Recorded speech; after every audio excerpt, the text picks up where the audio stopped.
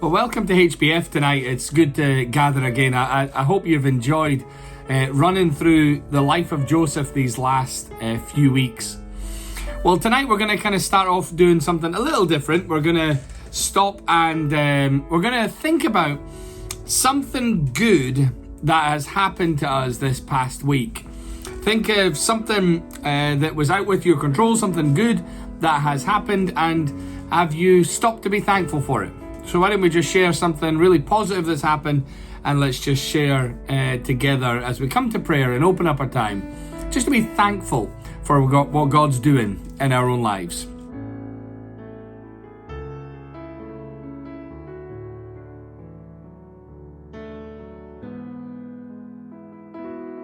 Well, it's good to stop and be thankful, but it's good as we read the word to see that that's why we're doing that, because here's Joseph in a terrible situation, and yet God brings it around and brings good from it.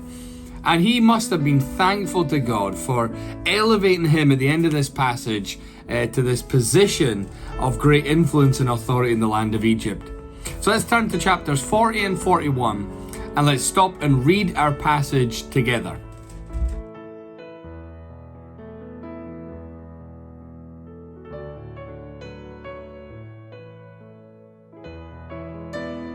The first point on Sunday that I was kind of drawing out was the butler, the baker, and the destiny maker. Looking at how Joseph finds himself in Pharaoh's prison. He's put there with the butler, or the chief cupbearer to the king.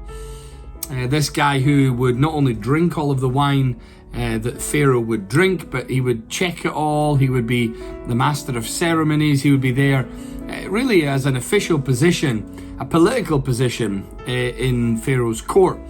And he had offended the king somehow.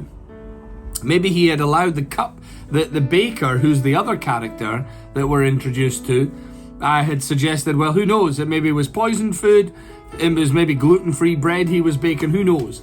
But the cupbearer, or the butler, together with the baker here, the chief cook, they offend the king, they offend Pharaoh, and they end up thrown in prison here with Joseph. But the reality is, behind it all, the destiny maker, God himself, is orchestrating events. He's weaving the ins and outs of this whole situation. Now, Joseph has been between 2 and 13 years in prison here. We're not really very sure, but he's been a long time in prison. And here he finds himself with these two other prisoners of high position. And I was kind of drawing out the reality that we see in the text how he was attentive. He served these prisoners. Joseph was a servant even when he could have been feeling sorry for himself. Not just that, he's aware of their faces being downcast one morning. Something's changed in their demeanor. And he asks them what's wrong. And so they share these dreams, and Joseph interprets the dreams for them. Now, I want to just stop here in this section and just stop and reflect together. What about times in our own lives that we look back on, difficult times, seasons of darkness, maybe ill health, maybe practical with your work, maybe relational with your family, times of real struggle and hardship? How have you responded in that long period of struggle? Have you been frustrated and lashed out? Have you withdrawn and drawn away from God and done other things? Have you been like Joseph and attentive to others, served even in your time of need? Let's just stop and reflect here for a couple of minutes together.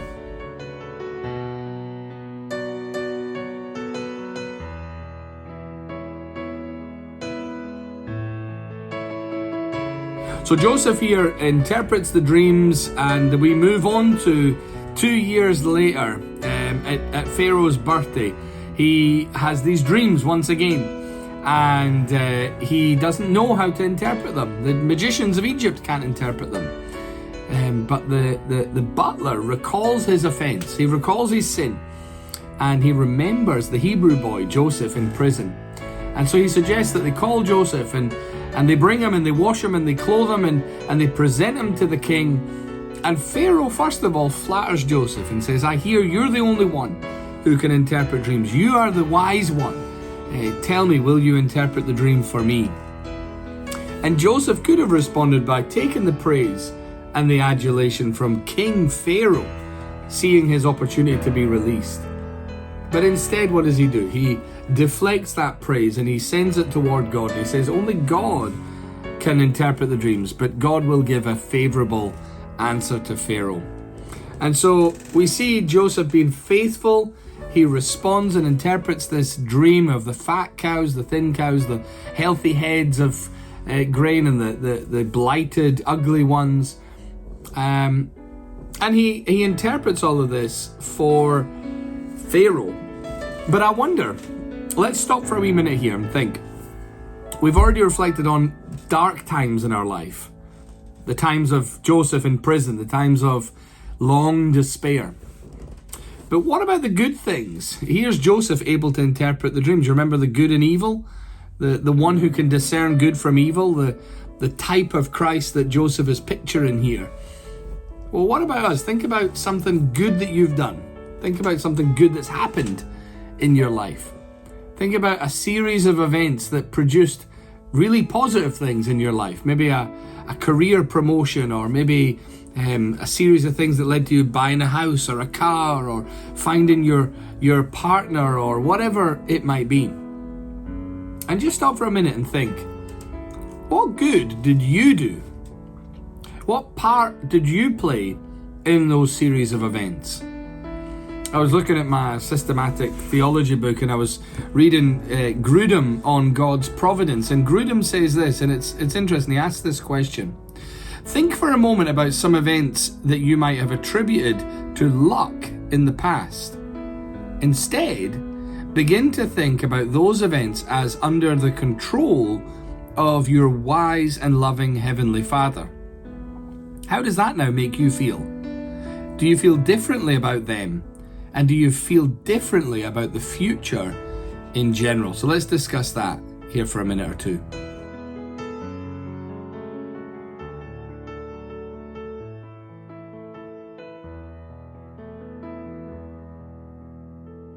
The end of this 2-chapter sermon really looked at Joseph being elevated from the pit to the palace. He becomes second only to Pharaoh in the land of Egypt. Everyone is bowing the knee to him as he rides by in his chariot. He's definitely being figured here, pictured as a type of Christ. He is like a shadow of the substance that came as the true king here with Jesus. But in that, we see his incredible rise from rags to riches. And we all love a rags to riches story. But here Joseph is finally put in charge, and he is the one to whom all the nations come in their starvation, in their hunger, and they come begging of bread. And he gives to them bread out of the storehouses of Egypt. Now, obviously, in that picturing of Jesus, we see Jesus, the true King of heaven, the one who came and said, I am the bread of life in John 6. And he's now the one to whom all of us in our spiritual hunger come to in our poverty and ask for forgiveness of sin. We ask for salvation. And we find that only in the bread of life, Jesus himself. He's the one whose body was broken, the bread broken for us on the cross, the one whose blood was shed in our place, that cup. And so for us, thinking about Jesus, thinking about the sovereignty of God in these 2 chapters, I want to close by just reflecting and asking the question, what is the overall effect of the life of Joseph so far? What is the overall effect of seeing God's hand weaving through, up and down, in and out of this story, this real story? How does that impact your sense of security in God's providence in your life? What does that matter to you as you think about the future and think about the unknowns and the uncertainty? How does that impact your prayer life when you pray about things like Israel and the crisis that's unfolding there in the Middle East? How does it impact your thoughts and prayers about Ukraine and Russia and big situations that are out of our control in this life? But how does it also impact you and your family and your relationships and your work? How about we reflect together just briefly as we bring our time to a close on that?